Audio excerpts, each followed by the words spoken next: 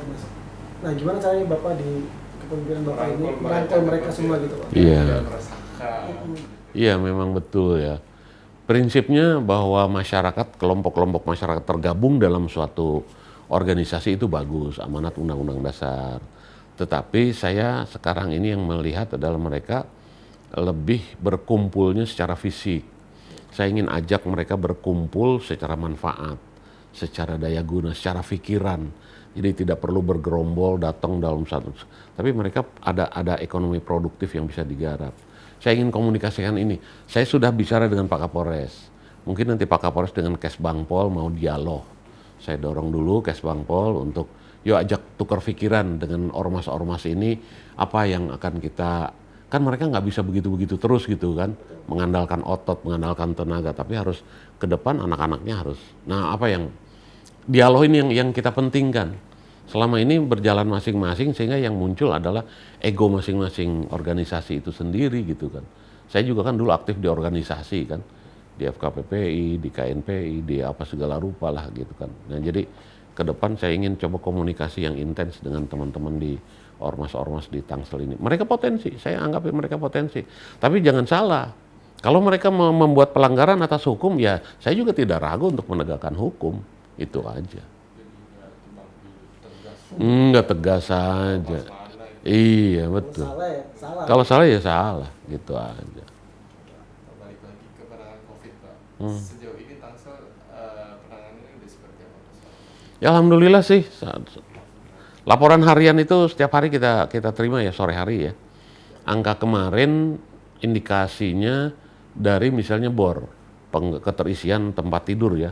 Ke tempat tidur ICU kita yang terpakai sekarang ini 49%. Iya, udah turun jauh. Kemudian tempat tidur isolasi itu 40% malah.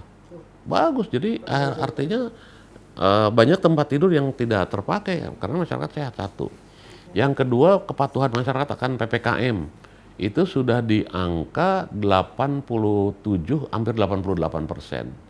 Tingkat kesembuhan kita tinggi 92%. Angka kematian kita sedang turun sekarang ini.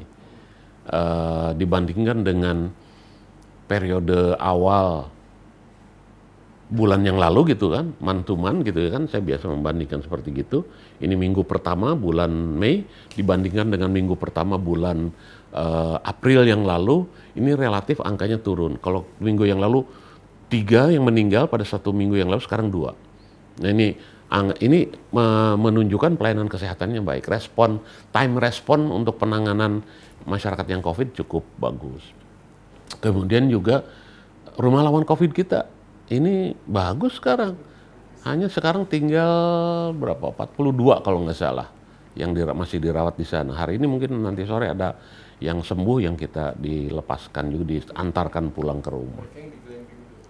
Yang di glamping sekarang mereka tinggal di glampingnya itu.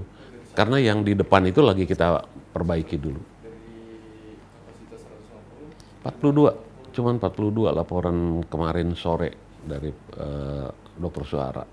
Jadi angkanya lagi bagus, alhamdulillah. Makanya sekarang peta kita orange dengan risiko sedang. Orange dengan risiko sedang. Itu Pak yang soal kemarin belakangan viral, yang soal Tugu Pamulang ya. Kalau sekarang viral begini, terus harapannya Bapak gimana ke depan?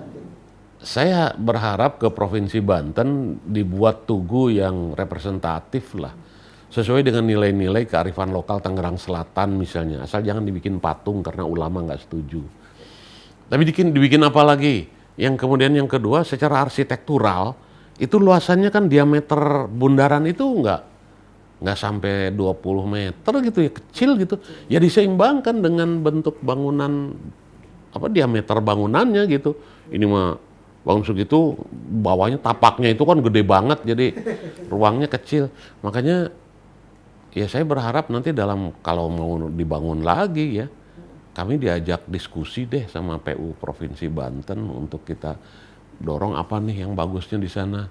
Saya banyak diminta juga oleh ya anak-anak muda, anak-anak kreatif, anak-anak seniman, budayawan segala macam ya untuk menyampaikan ke PU Provinsi Banten sih.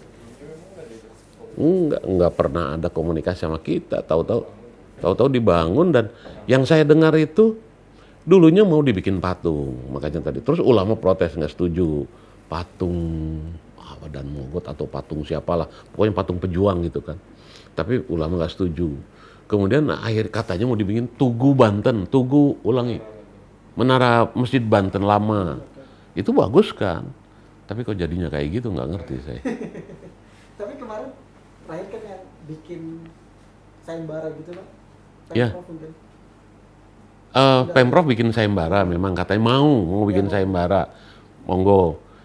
Kalau Tangsel sudah bikin sayembara, ya beberapa tahun yang lalu kali ya, sebelum COVID gitu.